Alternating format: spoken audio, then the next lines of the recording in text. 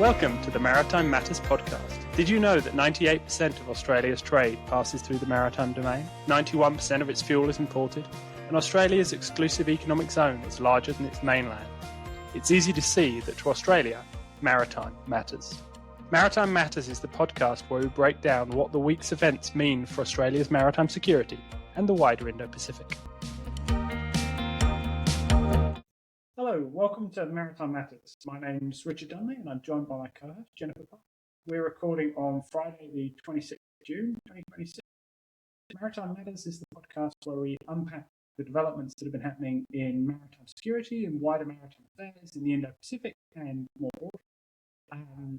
As ever, we have not necessarily been keeping up with our schedule, but we try and get this podcast out as regularly as we can do.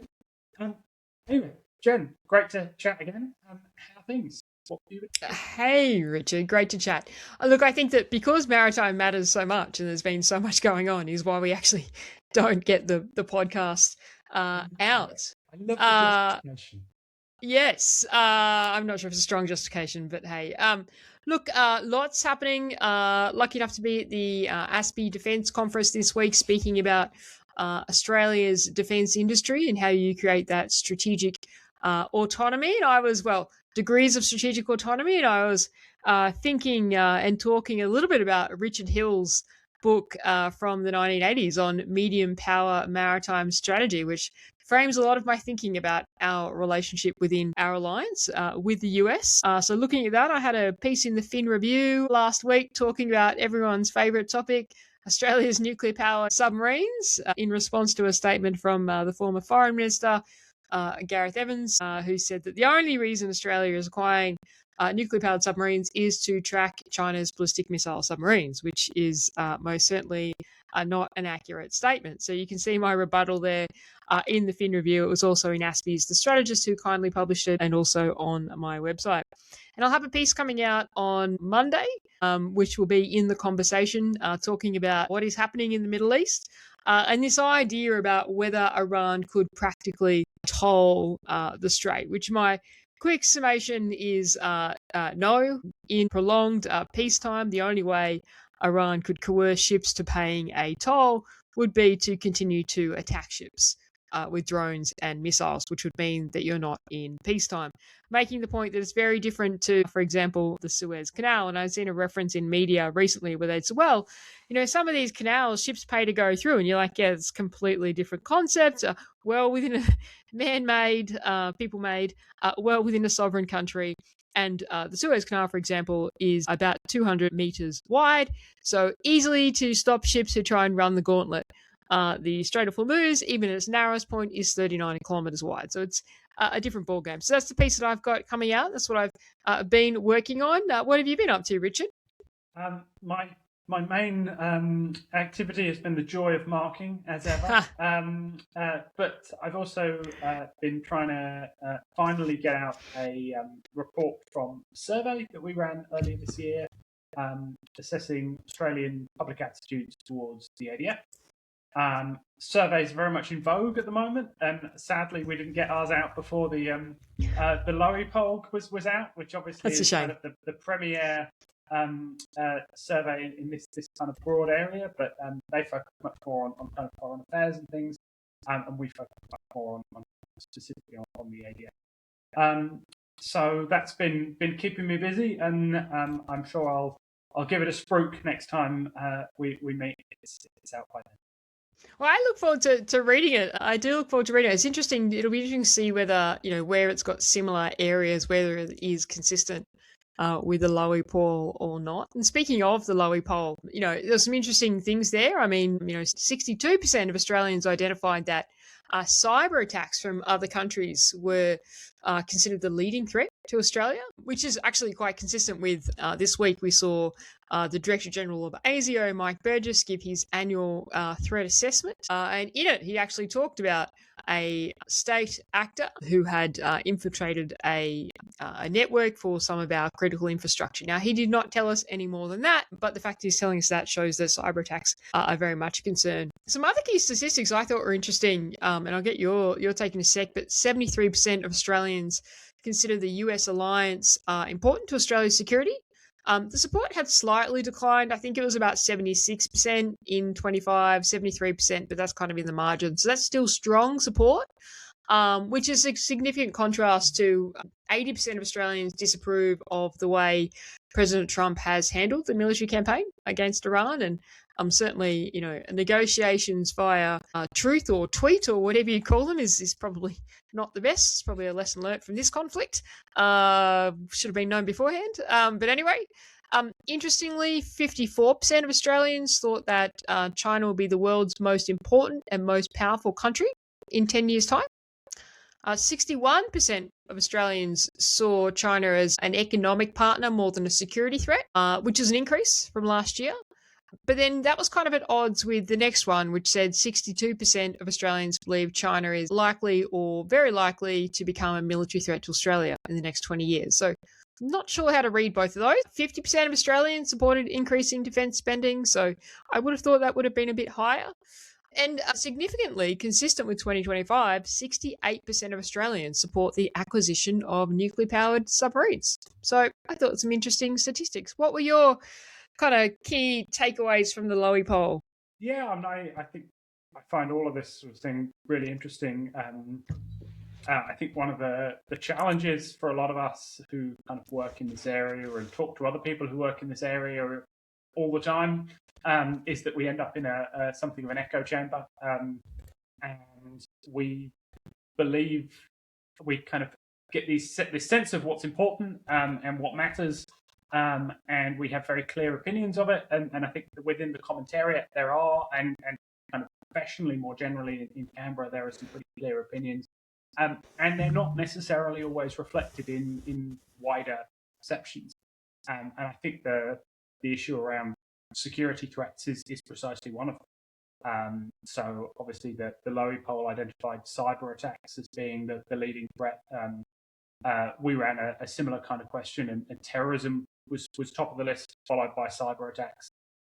So these kinds of perhaps less traditional, I guess, security concerns, or they're still traditional, but they're not kind of great power conflict type security concerns, are very much front of mind for many Australians in a way that perhaps they're not seen as being quite as front and centre within a lot of the area. And I also think it's quite interesting the degree to which, and the Lowy poll statistics, if you look longitudinally, are quite almost shocking about this, but the growth of perception of insecurity in Australia, and how few Australians now say they feel safe. And yet there's remarkably little support for or certainly change in support for additional defence funding. And again, that's something that we've looked at, and actually we've seen in many ways a decline in support for defence.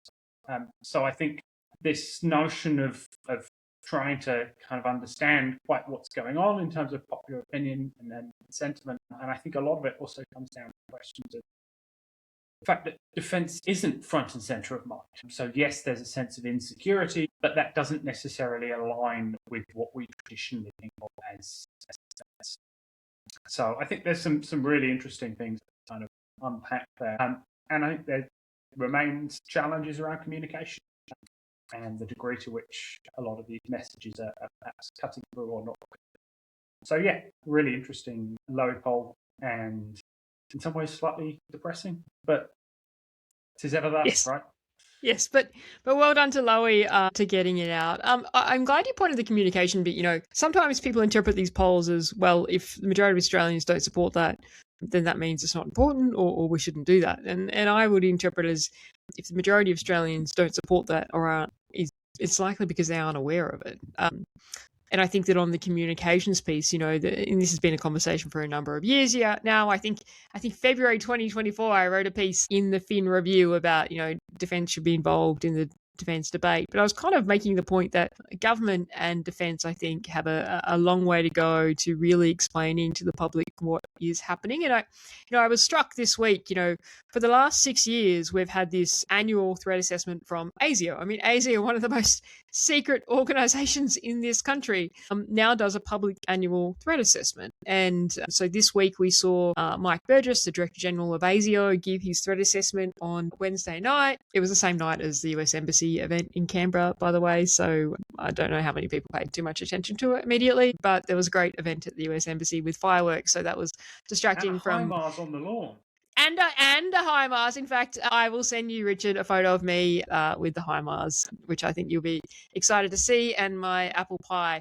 But anyway, I think the annual threat assessment from DG ASIO is a really good way of informing the Australian public about what is happening. And then he does, he's done a series of media interviews with ABC, Sky, etc.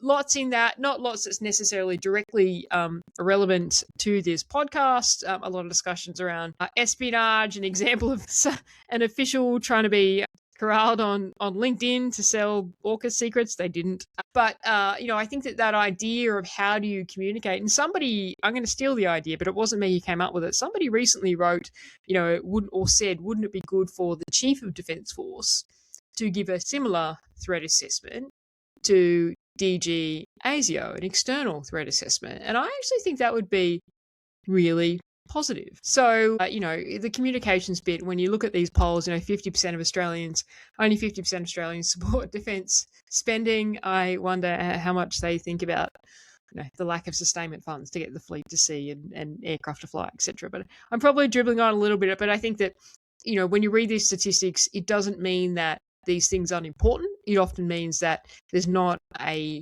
good job at communicating what the actual issues are. Oh, absolutely. And that's one of the key themes that we pull out in our survey is thinking about actually, how much do the public know about the ADF?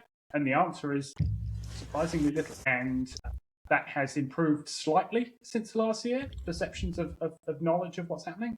But it's still remarkably low. And when you then ask questions about specifics, it's quite shocking how little the public kind of know. Again, it comes back to this sense of we talk about these things all of the time and we think they're hugely important, and in many ways they don't even register on most people's attention. So I think a lot more can be done in terms of all that.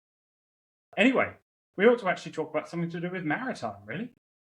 We should. But it's also to do with maritime, right? The ocean is 70% of the world's surface. Anyway, that was a terrible segue. But what's happening with HMAS Sydney, Richard? So we've talked a lot about the cycle of regional presence deployments by the Royal Australian Navy is continuing. So on the 9th of June, HMAS Sydney, Hobart-class destroyer, left Fleet Base East, and she's heading to Hawaii for RIMPAC, which is kind of the premier global naval exercise, but certainly the premier one in our part of the world. But that is part of a wider regional presence deployment in which she will then kind of engage in other exercises and training with partners and others around the region. And although there's no details, I suspect she'll end up in Northeast Asia and then come back through Southeast Asia, or something along those kind of lines. Only days before she left, HMAS Toowoomba, who was on the last regional presence deployment, arrived back in Fleet Base West, HMAS Sterling. So, and as the defence media statement said, she'd completed 52,700 kilometres and had been to Indonesia, Philippines, Korea, Japan, Vietnam, and had been engaged in a number of activities, including Operation Argos, which is the sanctions enforcement against North Korea, exercises with Japan, as well as taking part in exercise Balakatan, which I think you talked about last time. Yeah. I smiled when you said 52,700 kilometres. I have vague memories of being a junior officer and being asked to work out how far we travelled during a certain passage or something for a press release, and I may or may not have fudged some of those numbers. So maybe she travelled 50,700 kilometres, maybe she didn't. But either way... a long way. Yeah, she went a long way. Had a really really big trip. We talked about, so I say in an earlier podcast, we've only done 2 this year. So the other podcast, that she went through the Taiwan Strait. Interesting that she was undertaking Operation Argos and didn't have, or at least there was no publicly reported incident with the People's Liberation Army, Navy, or Air Force, which has been happening in the Yellow Sea with Australian assets consistently over the last couple of years. So that's interesting. But either way, busy deployment for Toowoomba. And I think, look, great to see, this has now been a couple of years now of just persistent presence through these regional presence deployments. I still do have a hankering for the task group deployments. I think that when you think about demonstration of capability, I like the idea of the bigger task group deployments, but of course the opportunity cost of that is you're not going to have the persistent presence. I'm actually writing a piece at the moment. I'm not sure I'm going to publish it because I'm not sure how long it will be, but talking about this idea of, if you think about the concept of Australia as a regional maritime power, and when we get the upgraded Megamis, when we're operating nuclear powered submarine, we're certainly entering that realm. Well, how does a regional maritime power exercise influence? And maybe it's just a hook for me to go back to, we need task group deployments. I think it's a really interesting kind of question, and it comes back to some bigger things that I've been picky about for a while, about this idea of, if we're talking about presence, what's the value of persistence over kind of size and impact, and particularly around some of the challenges in places like the South China Sea, where you have the Chinese are able to exercise real persistence. What's the value of being able to sail a warship 4 times a year through that bit of the area of sea versus being able to send a larger task force there once? What do these mean, and what kind of signals do they send? I think there's some really interesting kind of questions, and I'd love to know what degree of kind of deep thought there is into understanding those kind of communications and what kind of signals they send and how that changes. But I don't suspect we're going to get any particular details out on that one. No, I don't. There may well be deep thought. There might also be fleet availability, which we won't get into because we will be here all day if we start the discussion about fleet availability. But speaking of task group things, RIMPAC. So RIMPAC has kicked off. It's always a good run ashore in Hawaii. RIMPAC's been going on for a very long time now. In fact, my notes tell me that RIMPAC actually began in October 1971, so longer than both of us have been alive. I reckon that would be worth a lot of money, by the way, the RIMPAC 1971 t-shirt. Everyone who goes to RIMPAC buys the RIMPAC t-shirt. So if you had a RIMPAC 1971 t-shirt, I reckon some people would. So if you're listening, if you got one, you should let us know how much. Yeah, we might need that in our lives. Anyway, what is happening with RIMPAC? So it's on from the 24th of June, so commenced this week, to the 31st of July. So a month. It's the 30th iteration of the exercise. 31 nations, 40 surface ships, 5 submarines, more than 140 aircraft, and more than 25,000 personnel. Oh, I fudged my numbers. Australia has participated in every RIMPAC since 1971. It didn't begin in 1971. Anyway, this year... I think Australia might have been at first RIMPAC, but I have to double check that. Well, Richard, I'm just going to say I'm reading straight from your notes. I should have let you read your own notes. You would have been much better at it. But anyway, you might be right. Somebody who was at RIMPAC 1971, can you just tell us on YouTube when it began, if you've got a t-shirt, how much you'd sell it for, and if Australia was in the first RIMPAC. Anyway, from the ADF, the Australian Defence Force, there are 430 personnel that are participating, which is still fairly low in terms of numbers. Australia's RIMPAC participation used to be upwards of 1,000, 1,500, something like that, often because it was supported by, an LHD with an army contingent.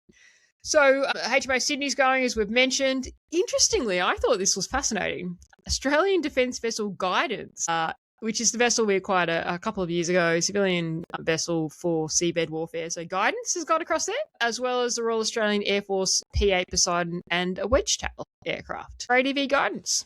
She's our seabed warfare platform. Now, exactly what that means, what is on her and how she's employed, of course, is not publicly available, which kind of makes sense. But one of the things I noted about her being over there is everybody's worst, well, I think anyway, the worst name for a naval exercise in the world is Exercise Maritime Big Play. It's a terrible name. It's been getting around since 2024. Now, But anyway, exercise Maritime big play, which is part of the AUKUS Pillar 2, work on uncrewed and autonomous capabilities. It seems to be taking part adjacent to or as part of RIMPAC, which is really what it looks like guidance is there to support. So I thought that was really interesting.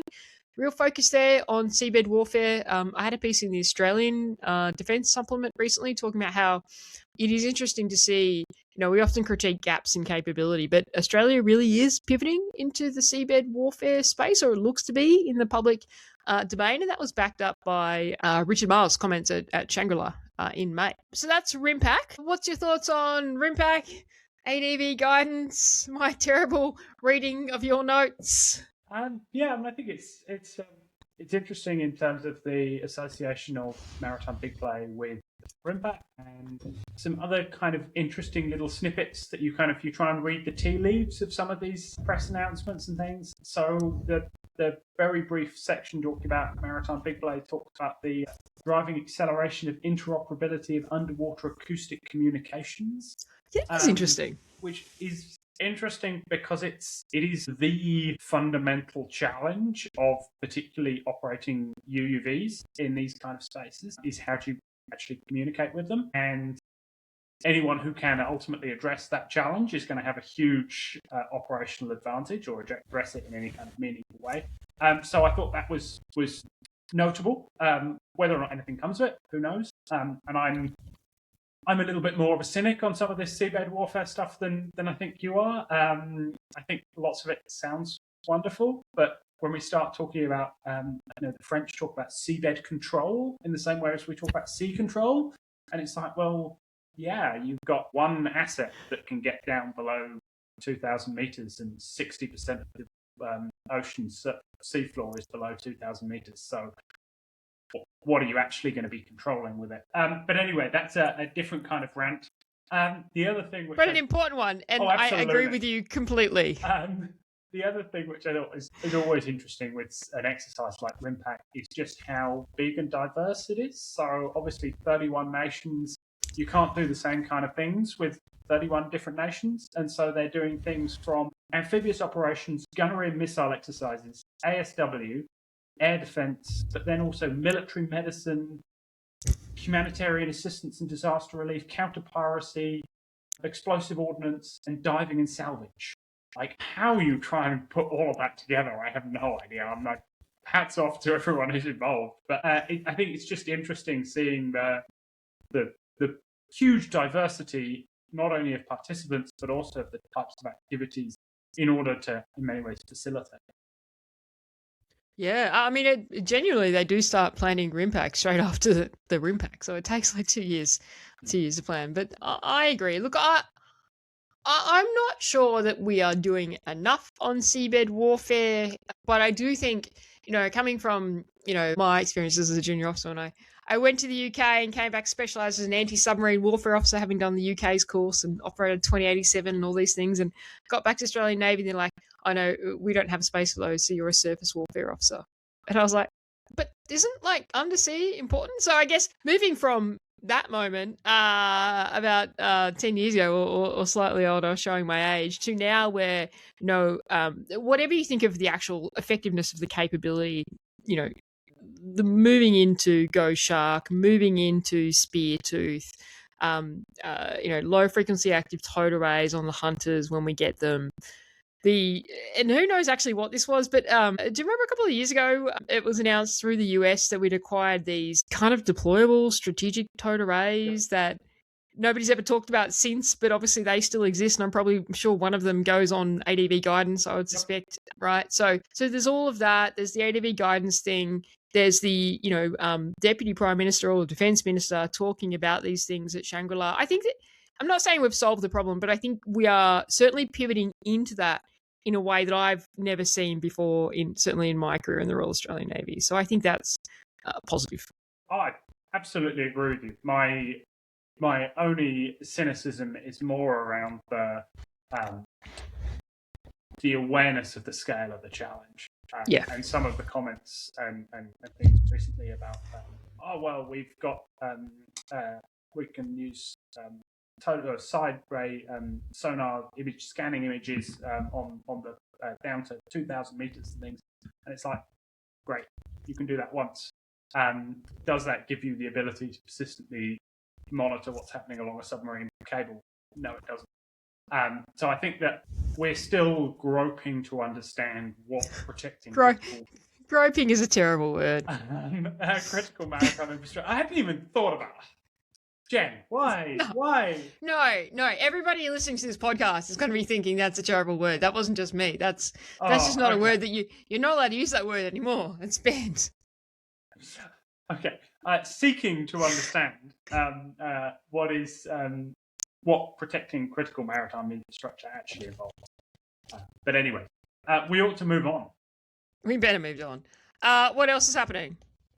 So P8, Operation Gateway, one of Defence's longest running kind of continuing operations. Operation Gateway has been running for 45 years. As part of this, 3 RAAF P8s were deployed to Butterworth in Malaysia, and they were completing kind of missions, so maritime patrol in the Northeast Indian Ocean and South China Sea.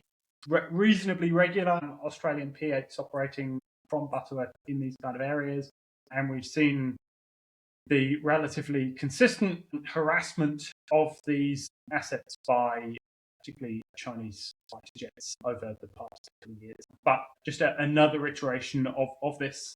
We generally hear about these things after the fact, unless something significant happens during the activity. But it's another part of when you start talking about Australia as a regional maritime power, and Malaysia has been one of our kind of longest standing and continues to be close partners. So I think definitely worth always flagging. Yeah, absolutely right. Absolutely right. Hey, I did just look something up while you were saying that, just so I didn't look silly. RIMPAC did start in October 1971, and Australia was an original participant. It was Australia, Canada, New Zealand, the UK, and the US. What a surprise! 5 hours exercise. But it has rapidly expanded. All right, like oh god, I can't remember the year that China went. Now, like China goes to every RIMPAC. The Chinese Navy goes to every RIMPAC, but there was the invite. Yeah, they just don't get the invite. But the period where the Chinese Navy was invited to RIMPAC, which I think was probably circa 2014 through to 2017 or something, in that era. But look, we've covered RIMPAC and Gateway. The other one I did want to touch on, just because I think this is a really great operation, Operation Render Safe. Render Safe's been going since 2004. It has just finished, so Render Safe is about clearing unexploded ordnance from the Pacific. This year it mostly focused on clearing unexploded ordnance in Papua New Guinea. But the bit that I thought was interesting was that the press release says 2 Royal Australian Navy Huon-class mine hunters. I would have said the only 2, but it makes it sound like we've got more. Have also deployed, or will deploy, in July to Tuvalu as part of Render Safe to conduct technical reconnaissance. Who writes this stuff? Like, to look for unexploded ordnance in the, I'll pronounce it incorrectly, Nanumea Lagoon. So good to see our 2 mine warfare vessels. I am fully expecting that one of them would be decommissioning this year. I don't know that, but I would expect. So I wonder if this is the final trip for Yarra or Diamantina. Absolutely. And coming back to our previous conversation about defence comms and technical reconnaissance. Searching for bombs. Yeah. Like, if you don't speak the language that people understand, then you can't really expect them to understand your messaging. But yes. Anyway, messaging that did come through, although I don't know quite what to make of it. Indo-PACOM back to PACOM. Yeah. What were your thoughts? I was a bit confused. My thoughts weren't dramatic. I know there's been a lot of claims. I mean, they might be right. I don't know. But that this is the US abandoning the Indo-Pacific construct. And look, I think it's clear to say that under the current administration, there has been probably a devaluing of the Quad. Although when President Trump was inaugurated, the Quad foreign ministers were front and center in the inauguration. So everyone thought that was a really big symbol for the Quad. But kind of since then, we've seen, a deterioration of relationship between the US and India over tariffs and Russian oil and things like that. So it's taken a bit of a back seat. There has been some US documentation that has used the term Asia Pacific as opposed to Indo Pacific. So many read this as part of that lens. I'm not sure that I read it that way. I mean, we are seeing also this trend of the US Department of War or Department of Defense, depending on how you want to refer to it, but they call themselves the Department of War, going back to historic names. And of course, PACOM has a lot of history in this region. So I think that would have, it may not have been the primary determinant, but I think that would have been one of the factors. What's your take? Yeah, I find the optics on it odd. Like, nothing is actually changing.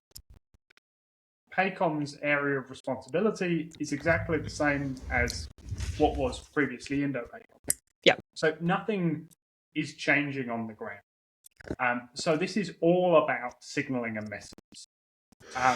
And yes, I take all of your points. I think there is a historic relevance to PACOM, and I think certainly there are some, particularly within kind of the old guard of bits of the US Navy and elsewhere, that were kind of flag bearers for the old idea of, well, this is a PACOM and we shouldn't have these kind of new constructs.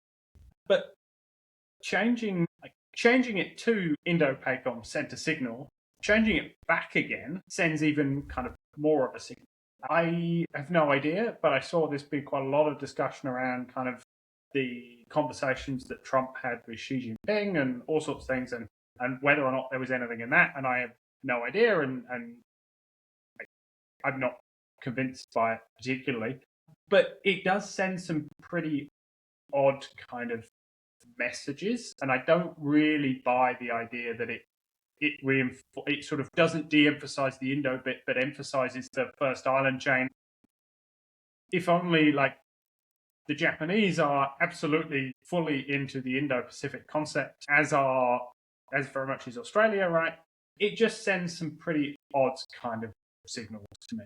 I have no notion as to why it happened, but I thought it was an odd change.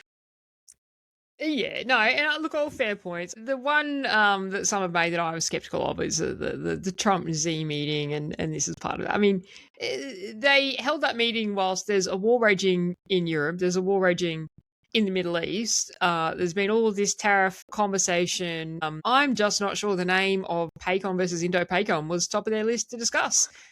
Through various interpreters, to be honest. But who knows? I wasn't there. Next time, if I'm invited, then I'll let you know. Yeah. Oh, I will. I'll tweet it out.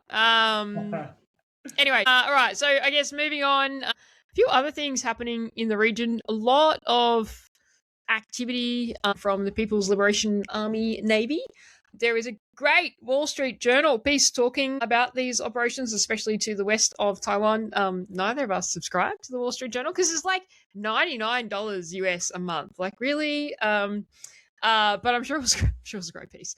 But there have been another, there was a Coast Guard activity. This was quite interesting about a month ago, I think, but I might get my details slightly wrong on that, where we saw Chinese Coast Guard vessels querying merchant shipping to the west of Taiwan, which didn't get a lot of airtime, but was quite interesting and quite a deviation from standard practice. There were some people like, this is the start of the quarantine, here we go, it's all kicking off. But I think they were the same people that were like 2027 because they were confused because like it's 2026.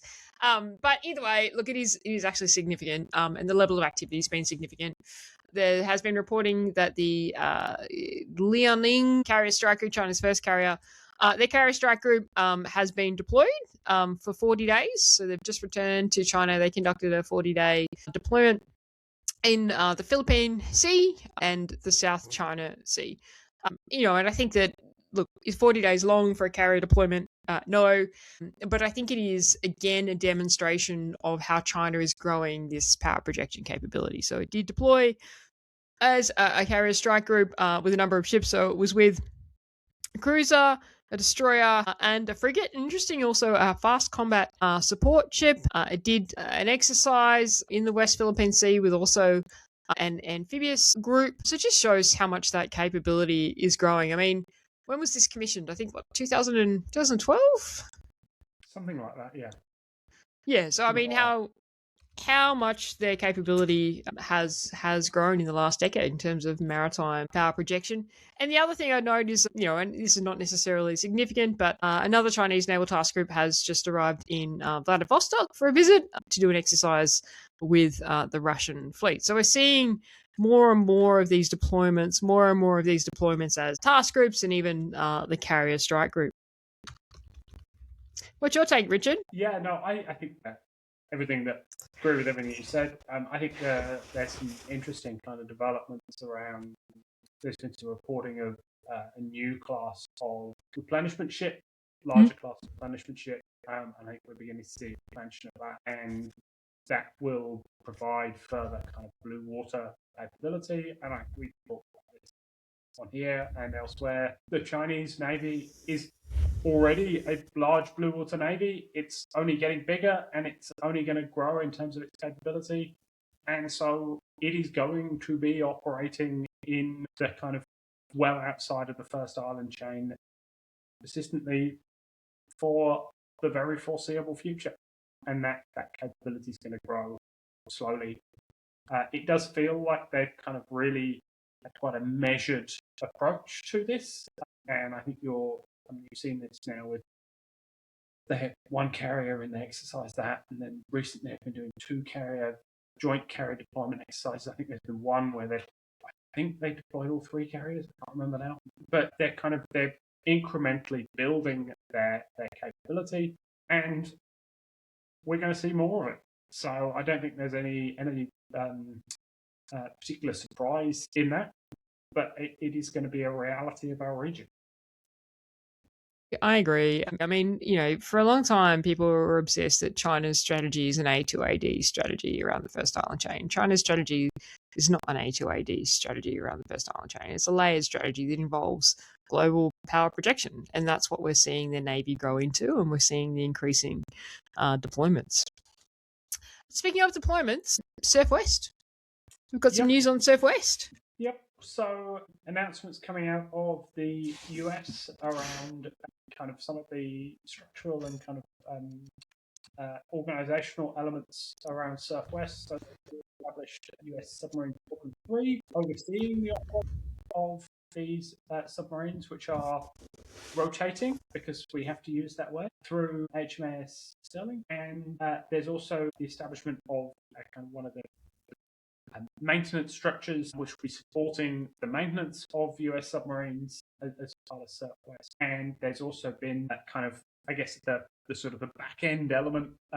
There's been discussion around this for quite a lot of time, but thinking about how we're actually going to be supporting US personnel who are permanently located in Western Australia, and families and others of people who are rotating through. So it's the practicalities and the boring stuff that doesn't necessarily get huge.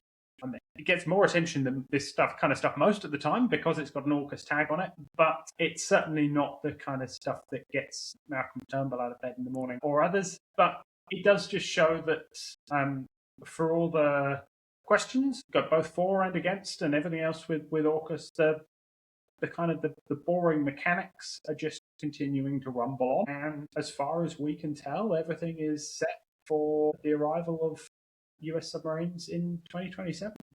Whether or not there's any British submarines, I'm doubtful. But as far as we can tell, everything's set for the Americans to be turning up. Yeah, no, I agree. Whilst we argue about Block 4 versus Block 6, and then everybody realizes that we were never getting Block 6, and all they had to do was read to know it was Block 7.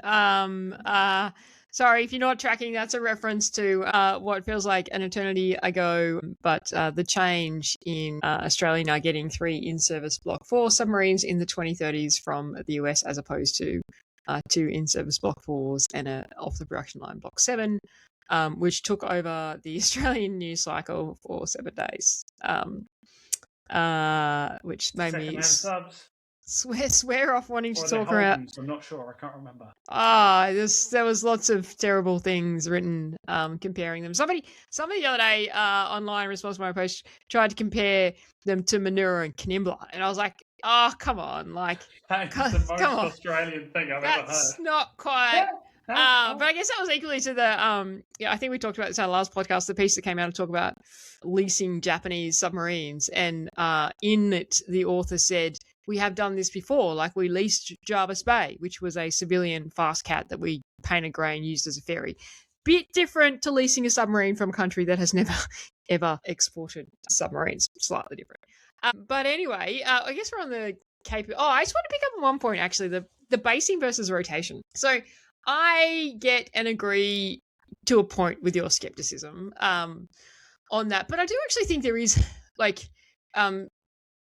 so I think you're partially right on that point, but I do think there is a difference between, and this is not a defined difference, but I think there is a difference between basing and something else. Now, rotating might not be that something else either, but for me, when you think about US basing, really you think about US control of that facility. And certainly when I visited US bases around the world, like there are US guards. That is when I lived on a US base, that is a US facility, Macca's and all, controlled by the US. And I think that the argument that HMAS Sterling is not that, I think is a fair argument. That doesn't mean that it's not a permanent force and that rotating is true. But I would argue that the difference here is between the word a US base and the fact that US submarines are based out of. Yeah, that's a fair point. Now, my narrative here is that if you are building schools for American submariners' kids to go to school in Western Australia, you can't really argue they're rotating. Yeah, it's a fair point. Like, that would be my... whereas the Marines, they're here for 6 months, they don't bring their families. Yeah, you rotate through. If you bring your family, you base them. Would be my kind of rule of thumb type approach. But obviously we can't use those words, so we have to use other words. We're free, but no. So I completely agree with you, but I do think, as you said, that is a difference between what many have claimed is that this is becoming a US base, which is a very different thing. Yeah. For anyone who's ever been on a US base overseas would know that pretty clearly. It's not Ramstein in Western Australia. Right? Like, we're talking very different kettle of fish. Although I think everyone at Sterling would be happy if they did get a Macca's at Sterling, so could be some positives. Anyway, I can't see the timer, but I think we've probably gone well over time. Should we touch on just a couple of interesting capability tidbits? Which one do you want to touch? About North Korean destroyers.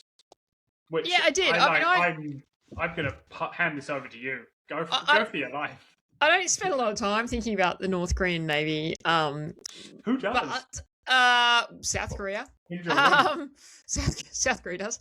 Not many people in Australia. Maybe we should more. But I guess what we have seen over the last couple of years is this push that North Korea is trying to transition their brown water, green water Navy into a blue water Navy. So the North Korean Navy is about 60,000 people strong, which I didn't realise it was that big. So 4 times the size of the Royal Australian Navy, or just under. It is the ADF. Yes, same size as if you don't count the reserves, yes. Yeah. Which we don't. Traditionally. We should. Reserves matter.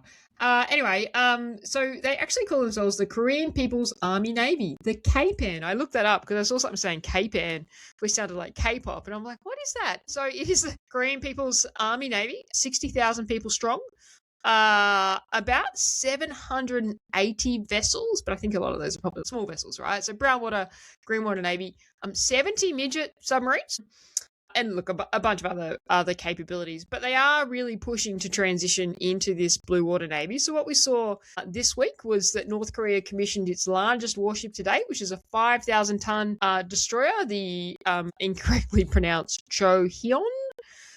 Sorry for that pronunciation, in a ceremony on Tuesday at Nampo. So it's the first in the class. It was built at the Nampo shipyard. It launched in April 25, and they've been doing trials since April 25.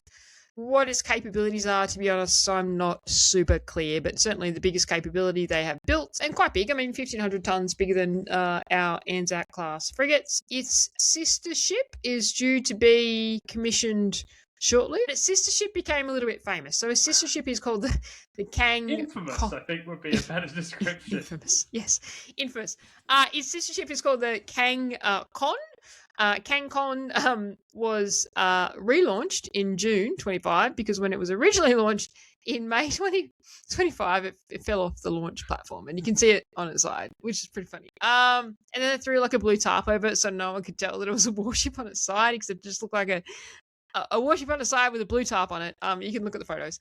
The third ship is scheduled to be completed in October 10. It looks like they're building 4 or 5 of this class. Also, when this was commissioned last week, this 5,000-ton destroyer, North Korea announced it's also going to build a 10,000-ton cruiser. Their aim is to build 2 large surface ships annually, which pretty impressive if they achieve that. I love the Hunter class frigate. I think it's going to be a great capability. I think it gets too much flack, but we're already building the Hunter and we don't expect it till 2034, and the government still will not make a decision to accelerate it, which I think they should. So 2 ships a year in North Korea versus, I guess, I think we got steel last year for Hunter, maybe? So, what? 24? 24? Okay, all right. So 10 years. 10 years for one in Australia, 2 a year in North Korea. And again, look, I'm not... I think that we could build more. Might be apples and oranges. Slightly. I might be comparing apples and oranges. I'm not always the greatest fan of the Hunter class. So to suggest that you're comparing No, I'm not... dubious, I think, at best, North Korean capability. I would suggest that this is a classic example of a navy as a leader's folly. Fair point. Whether or not the North Korean Navy has any meaningful capability, I think remains a moot point. And why North Korea would want to build a large blue water navy from a strategic perspective. I'm not a Korean strategic expert, but it does raise certain questions there as well. Come and circumnavigate Australia because that's in vogue. No, look, I agree with you. No, I'm not comparing. I am not comparing the capability of the Hunter class frigate, which I actually think would be a great capability, to the North Korean destroyer. All I'm talking about is shipbuilding rates, and I guess it was a way for me to not very subtly put in there that I do not understand why we have not made the decision to expedite the Hunter class frigate. And, once we get the first one in 2034, I think the battle rhythm is still 1 every 2 years. And I suspect that battle rhythm is built around workforce continuity as opposed to when we actually need the frigate. So that was kind of my not so subtle comparison in terms of urgency and times for shipbuilding. I don't think that the North Korean Navy is about to be circumnavigating Australia anytime soon. Anything else on the North Korean Navy before we move on? I think we can park that one. All right, fair enough. We'll give you an update on it next podcast. All right, what else is happening in the capability sphere, Richard? So there's the submarine acquisition. They've been exploring the submarines for a little while. Last year, it was reported that TKMS had come out of the German submarine manufacturer had kind of won out against Navantia, where the other seen as the main option. The German defense minister revealed earlier weeks ago the deal will be signed later in the European summer, so relatively soon. A deal of around $8 billion US. Originally, it was a 6 submarine program. There's been reports I've seen in terms of the Indian naval defense stuff online saying that it's now 9. Similar, there's been a little bit of confusion around what exactly the design is. So the reporting is that Type 214, which is the kind of TKMS export submarine capability, regular export boat. There's also been reporting that it's actually a modified type of the 212 CD class, which is the German and Dutch TKMS are building for Germany. And so a little bit unclear about that. Certainly, the Indian Navy is pushing ahead with its acquisition of submarines, which again is interesting in some ways because obviously they're also continuing and very interested in nuclear propulsion. And for a long time, they've operated or studies operated Russian SSNs. They're pushing ahead with German submarines. I'm sure we'll see a paper soon saying Australia should be getting German submarines, and we'll go around the boy. We've been there so many times. we have been there so many times, which is why it becomes frustrating because it's like we'd end up with no subs if we continue debating what subs Australia should have. The answer will be none if that continues. Anyway, we've wrapped it up for enough. I think we're to let listeners go and get on with their lives. Well, thanks, Richard. I think what's the saying? It shows that maritime matters. Actually, no, I've got one more thing. I'll say. I haven't actually told you about this, Richard. I don't know if you saw it on my social media. Speaking of maritime matters, a politician gave an interview on Insiders recently, where he said that we should not bother defending sea trade. It's too hard. Which I rebutted, of course, because it's quite an important thing for Australia. The idea that you would just not defend maritime trade and then you would suddenly be able to continue to keep the economy going and fighting, I think is a strategic fallacy that many like to live in, but it's not realistic. If you don't have the capability to defend your maritime trade, what is the answer? You're either capitulating or you're relying on an ally to do that for you. But I rebutted it. The good politician did not appreciate my rebuttal, and there was some back and forth in the Senate this week on Tuesday night. It actually made the Hansard, where Senator Raf Ciccone, who is a big fan of AUKUS, referred to that in the Hansard and quoted me and said, "Sea trade matters." So I just wanted to tell you about that, Richard, and now I've told all of our listeners as well. Wow, there you go. That is true impact. Well. It would have been impact if they said, and the Maritime Matters podcast talks about this, and you should look it up. But that's not in that's not in the Hansard. Anyway, I'll leave it there. Well, we can once again reaffirm then that it is official. It's written down in print, the Maritime Matters. It does. Thanks, Richard. Cheers.